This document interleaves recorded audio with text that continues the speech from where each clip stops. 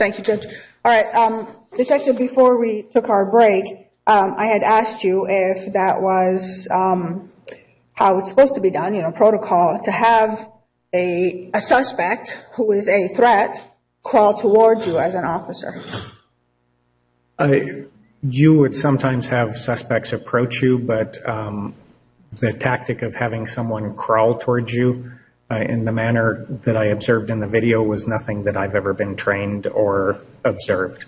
All right. Was, from viewing the tape and talking, especially from seeing it yourself, was there anything impeding any of the officers from walking up to Mr. Shaver when he was prone on the ground? Not that I could see, no. All right. And so they were all armed and there was nothing physically stopping them from approaching him and putting handcuffs on him when he was down, correct? That's correct. I'm going to take you back briefly to what you said about the briefing that you received. In the briefing, what was described to you as Mr. Shaver's action was non-compliant. After watching the video, was that your impression, was that he was being non-compliant with the orders? In the time that I watched the video, I don't necessarily like the word compliant or non-compliant, in that suggests that he followed every order exactly as it was given. However, I did not see what I would term as a non-compliant act. What I observed Mr. Shaver to be doing appeared to me to be compliant, although somewhat confused at times as to the instructions that he was being given. All right. And again, during this entire time, up until the moment he was shot, did he ever say anything threatening to the officers? No. Did he ever wave anything at them that could have been misconstrued even as a weapon? No. Did he even point at them simulating a weapon with his fingers like children do? No. All right.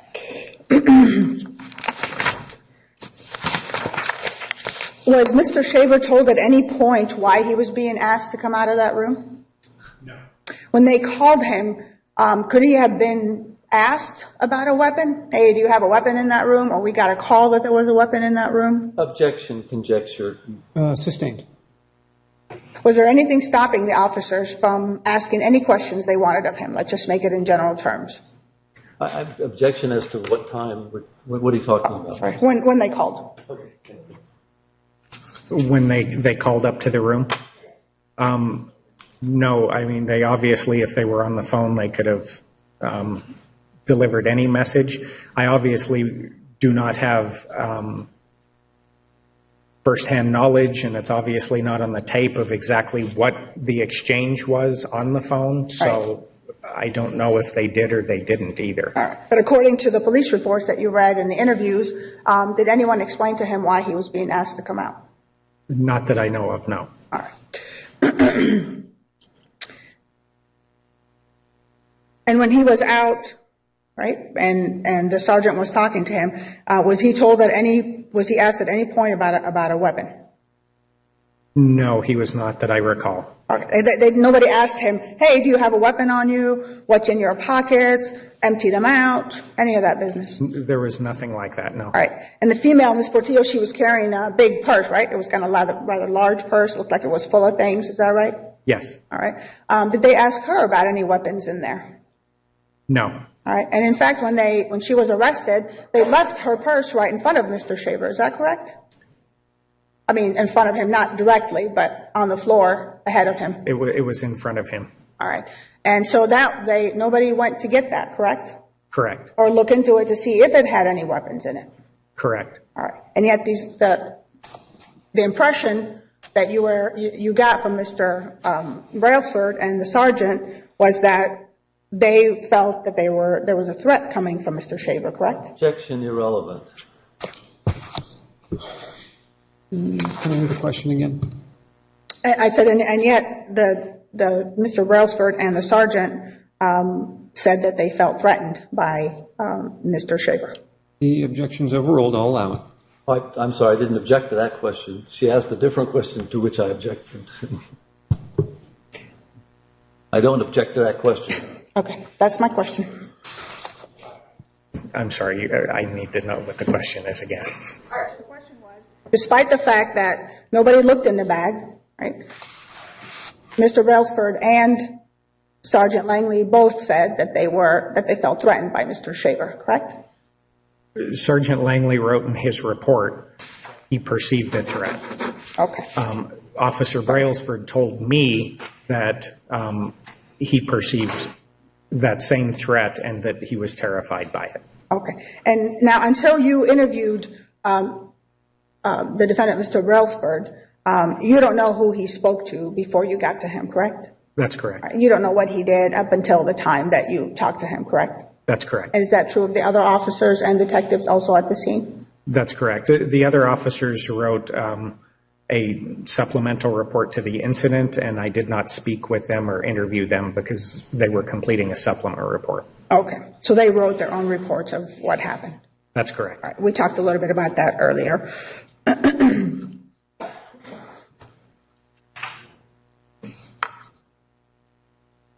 If I may approach. When, at some point, did you, I don't know if that's the right word, but did you burn or make a copy of what was on Mr. Brailsford's body camera?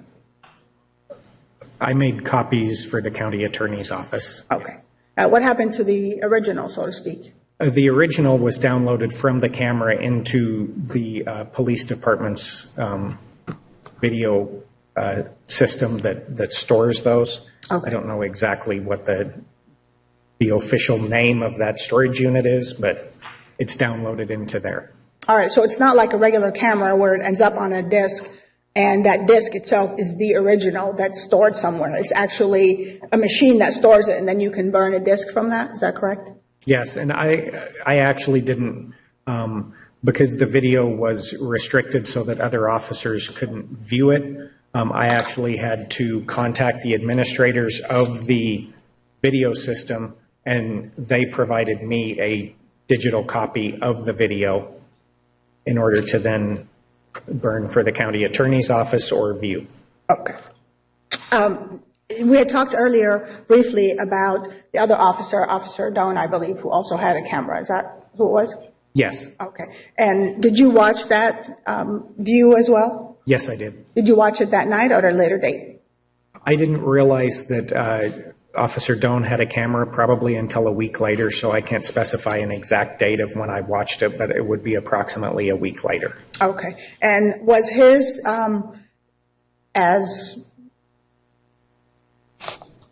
was his point of view the same as Mr. Brailsford?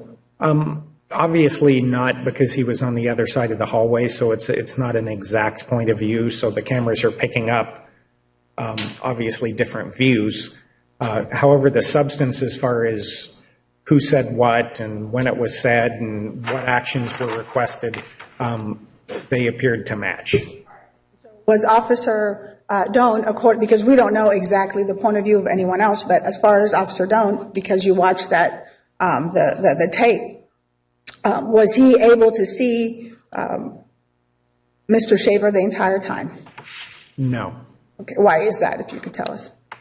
Officer Doan was standing behind Officer Elmore, who was in the vestibule in the hallway opposite of Officer Brailsford. He had a less lethal option, taser.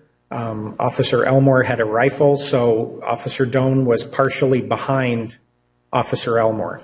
And then at times when there was movement by Mr. Shaver, sometimes Officer Doan would move over, and specifically just prior to the shooting, he moved over, which in essence blocked Officer Doan's view. Okay. Or at least his camera's view. I can't say that it blocked his view. Okay. So in one of the, as you watched Officer Doan's camera, and it's pointing towards Mr. Shaver, could you see in the camera, we're not going to assume that Officer Doan saw it, as you said, because the camera could have picked up what he did not. Could you see at that point that Mr. Shaver's hand was open as it came towards his right-hand side? No, you could not see that on Officer Doan's camera. Okay. And so even as Mr. Shaver's hand was starting to move towards his hip, Nobody else fired except the defendant. Is that correct? That's correct. Now, if I may approach. You may.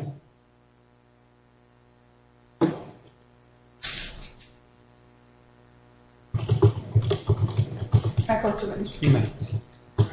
From the witness will be marked as exhibit number 2. Take a look at that and tell me if you recognize that and how.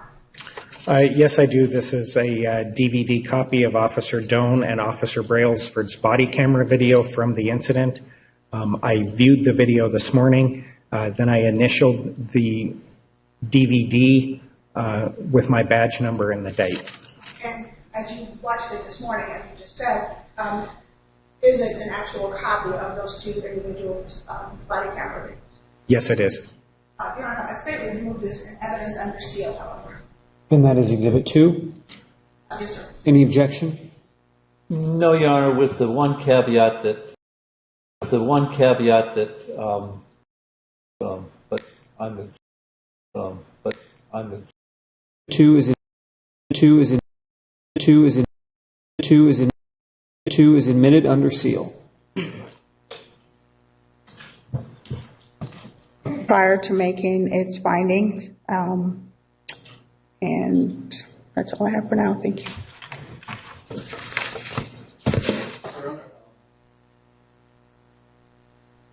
My preference would be that the court look at the videos and before I cross this witness, I think that's the state's case. Okay. Okay. Are there any preliminary questions you could ask before we take that break? This is really great. Thank you. Good. I need one. Yes, I could ask some questions. Do that, and then you tell me when we're at the point where you want me to watch the video.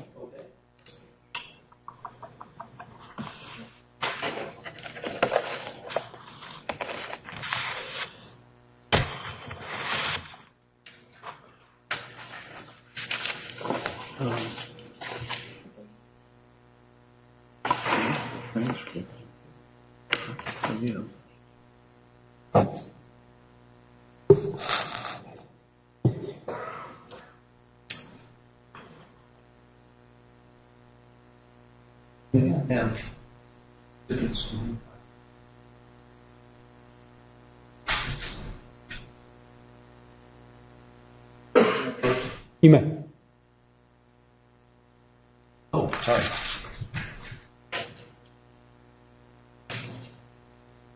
Okay, here's 10, which is the transcript. And here's 11.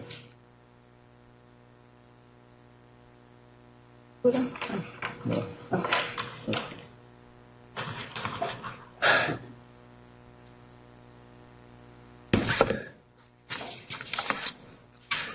Good morning, Detective. Good morning, sir. Before I start to ask you any questions, Your Honor, I've marked as exhibit a transcript prepared by a court reporter of the video from Officer Brailsford's Axion, which is the audio portion of it, and I'd move for its admission. Any objection? No, Judge. Exhibit 10 is admitted. And let me, and if I may approach the witness, and let me give you that, because we may use that in your testimony. And also let me give you what's been marked for identification as Exhibit 11. Detective, do you recognize what's in the photos of those two pictures, Exhibit 11 marked for identification? Yes, I do. And what are those two items? The first photo with the that's in a rifle case is one of the pellet rifles that was in Mr. Shaver's room. It was in the case as it appears in the photograph. The second air rifle is one that was found on the floor in his room. So those are photographs of the two rifles that Mr. Schaefer had in his room at the time of this incident, correct? Yes. Which he was pointing out the window at the guests at the La Quinta Inn, correct? We had no one say that he was pointing them at guests. He was pointing it out the window. But I never had anyone state that it was actually pointed at a guest. You didn't interview, you or your detectives didn't interview any of the officers and have anybody report that the guests at the pool came in and reported that he was pointing them out the window, and one of them felt that they were pointing them in their direction? I don't recall them saying they were pointing it in their direction specifically. You don't? I read the report, and I also, for those two witnesses, and I also listened to the audio, they said they were pointing it out the window, and they obviously were concerned about that as a possible threat, Okay. not that it was pointed at either of them.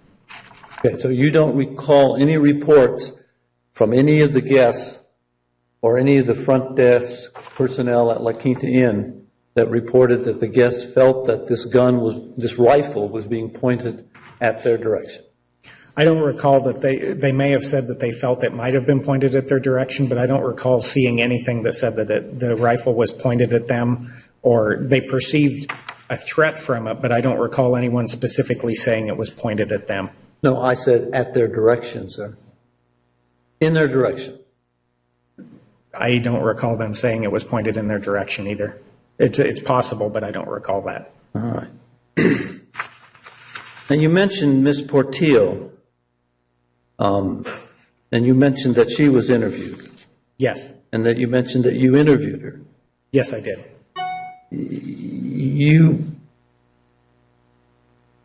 Don't you recall that she told you that she felt that Mr. Shaver was being dangerous? Yes.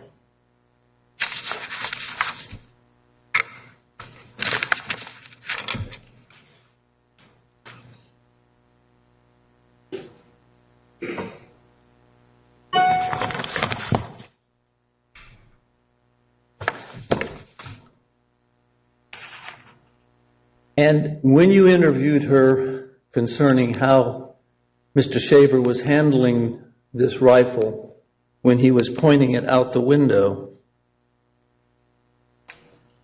she told you that she was scared, didn't she? She mentions something along the lines of she thought it was dangerous to be pointing, and this is paraphrasing. No, I'm not asking you to paraphrase, Detective. I'm reading from her transcript. She said, because I was scared like they were going to hurt somebody. That's what she told you, Detective, didn't she? She may have. I would have to listen to the audio to see, but if you have a transcript from that, I would assume that that would be the case. She said, they were pointing it out the window, and I was just like, don't point it out the window. And then I even moved because I was scared like they were going to hurt somebody because everybody was under the influence of alcohol. That's what she said, Detective, didn't she? She said something along those lines, yes. No, she said exactly that, didn't she? I would have to watch the video, but it sounds about right, yes.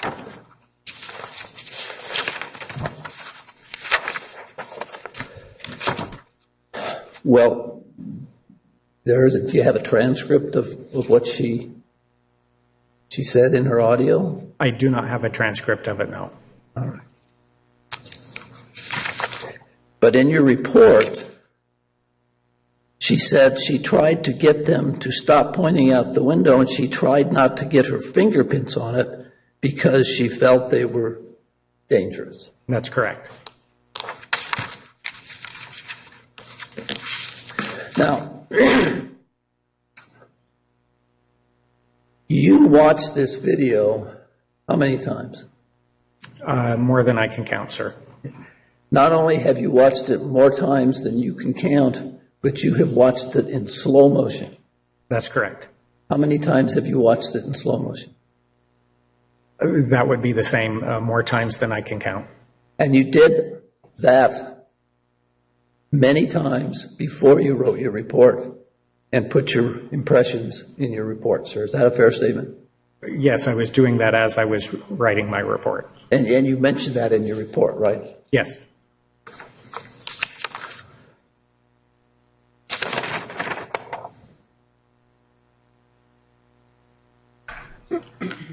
That's about all I have, Judge, at this point. Okay, and counsel, the video, I believe you said is about 40 minutes? 18 minutes, I think. Yes, sir. Okay. All right, so we could either break now and resume after lunch, or we could resume at about 12:45. Any preference? I'd say after lunch. After lunch? That late? Fine. Yeah, Back from lunch at 1 o'clock? that'd be great. 1 o'clock. All right, we'll take recess until 1 o'clock. Step down, sir.